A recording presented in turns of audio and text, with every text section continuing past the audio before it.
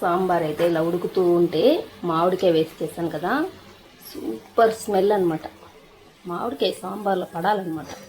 ఆ పడితే టేస్టే వేరు కదా. సో సాంబార్ అయితే కొంచెం ఉడకాలన్నమాట. అలాగే ఉల్లగడ్డ అయితే ఫ్రై చేస్తూ ఉన్నాను అనమాట.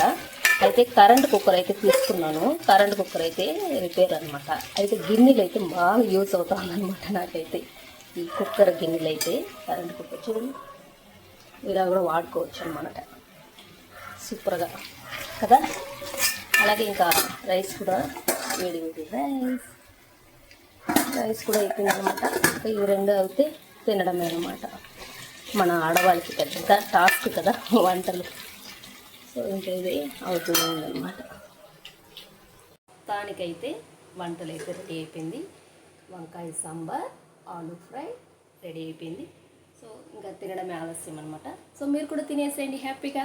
ఓకే, అందరికీ బాయ్ అండి.